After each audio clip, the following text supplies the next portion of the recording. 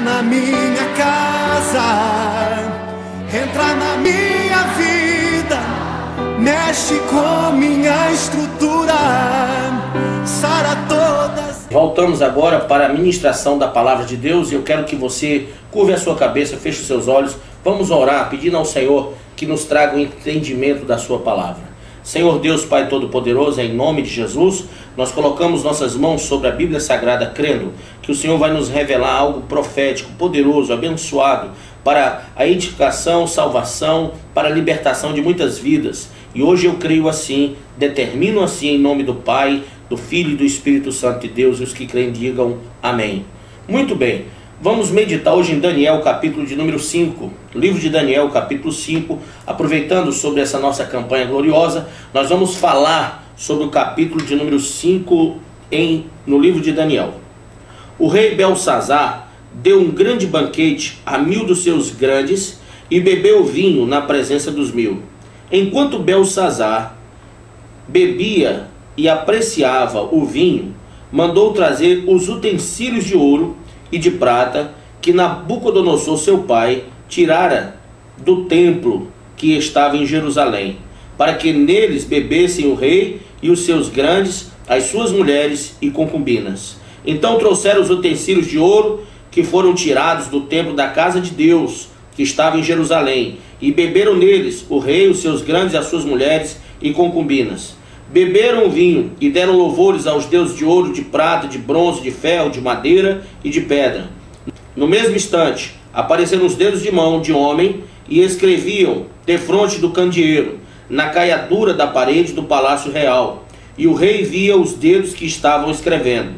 Então se mudou o semblante do rei, e os seus pensamentos o turbaram, as juntas dos seus lombos se relaxaram, e os seus joelhos batiam um no outro. O rei ordenou em voz alta que se introduzissem os encantadores, os caldeus, os feiticeiros. Falou o rei e disse aos sábios da Babilônia: qualquer que lê essa escritura e me declarar sua interpretação, será vestido de púrpura, trará uma cadeia de ouro ao pescoço e será o terceiro no meu reino. Então entraram todos os sábios do rei, mas não puderam ler a escritura, nem fazer saber ao rei a sua interpretação. Com isto se perturbou muito o rei Belsazar, e mudou-lhe o semblante, e os seus grandes estavam sobressaltados. A rainha mãe, por causa do que havia acontecido ao rei e aos seus grandes, entrou na casa do banquete e disse: ó rei, vive eternamente, não te turbem os teus pensamentos, nem se mude o teu semblante. Há no teu reino um homem que tem espírito dos deuses santos. Nos dias de teu pai se achou nele luz e inteligência, e sabedoria, como a sabedoria dos deuses. Teu pai, o rei Nabucodonosor, sim, teu pai, ó rei, o constituiu chefe dos magos, dos encantadores, dos caldeus e dos feiticeiros. Porquanto, espírito excelente, conhecimento e inteligência, interpretação de sonhos, declaração de enigmas e solução de casos difíceis, se acharam neste Daniel, a quem o rei pusera o nome de Beltesazar. Chame-se, pois, a Daniel, e ele dará a interpretação. Muito bem. A Bíblia diz que, nesse exato momento, Daniel é chamado. Depois que todos os magos, que todos os encantadores, que todos os feiticeiros, que todos aqueles religiosos já haviam entrado ali e já haviam tentado, mas não haviam conseguido sequer ler o que estava escrito pelo dedo os dedos daquela mão que aparecera a Belsazar. Então Daniel é chamado para que ele lesse e interpretasse aquilo que estava escrito. Ora, o rei Belsazar, ele na verdade era filho do rei Nabucodonosor, um dos homens mais, digamos assim, ricos, mais poderosos daquela época. Quando o rei Belsazar assumiu o reino, Nabucodonosor já havia morrido. Belsazar, ele cresce em orgulho, porque o seu pai deixara para ele uma grande fortuna, um grande reino, um poderio bélico, um poderio militar muito grande. Era um homem poderosíssimo na face da terra. Belsazar enche seu coração de orgulho, de soberba, e a Bíblia diz que ele comete um desatino. Ele pega aquilo que é sagrado do templo da casa de Deus. Olha só, ele pega o que é sagrado da casa de Deus, do templo do Senhor. Ele pega os castiçais sagrados e ele bebe naqueles utensílios que eram utilizados no templo, que eram utilizados na casa de Deus.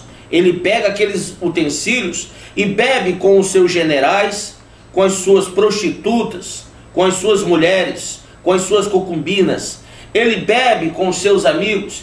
Ele profana aquilo que é santo, tornando o que é santo, o que é sagrado, o que quer dizer separado por Deus. Ele mistura aquilo que é sagrado com aquilo que é impuro. E ele faz com que aqueles utensílios separados para Deus sejam utilizados por meretrizes. Neste exato momento, a Bíblia se nos mostra que Belsazar enxerga uma mão e essa mão escreve.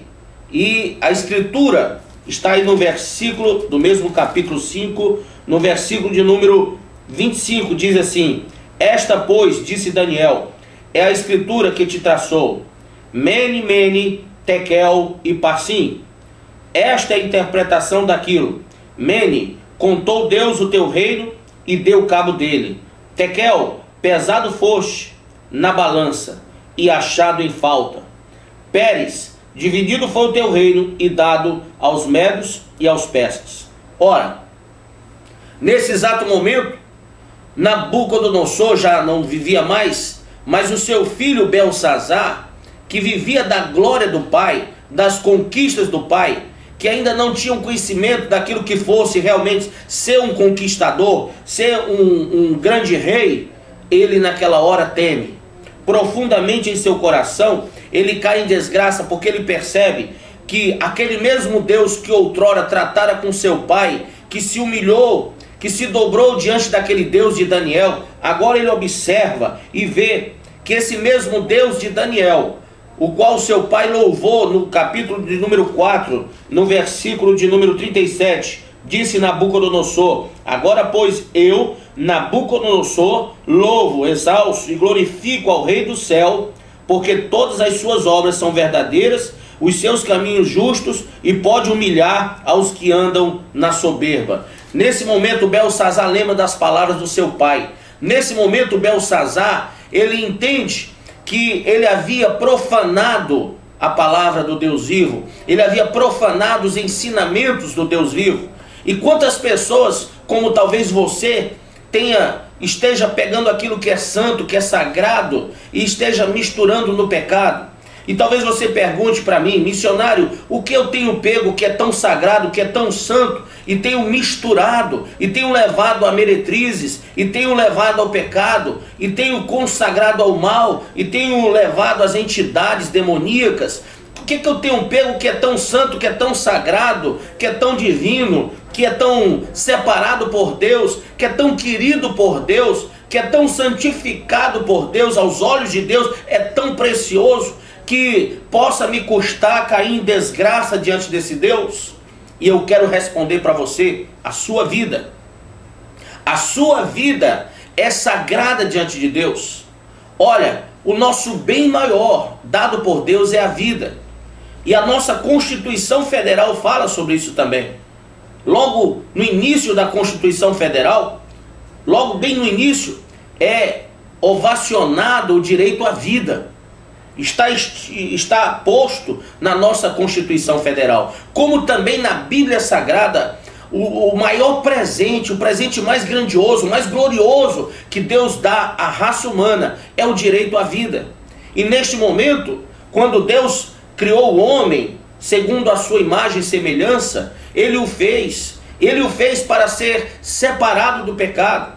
Deus não fez o homem no pecado, o homem pecou e se afastou de Deus. E quando este homem pega a sua vida, o seu direito a viver, dado por Deus, os anos de vida que tem, a sua juventude, a sua infância, juventude, adolescência, e por que não falar a sua velhice, e tem consagrado as bebedices, as orgias, as pornografias, a prostituição, a idolatria, a feitiçarias. Quantas pessoas você conhece que estão nas drogas? E aí nós vemos que aquilo que é sagrado a Deus, a nossa vida, o nosso direito de vida dado por Deus, é entregue ao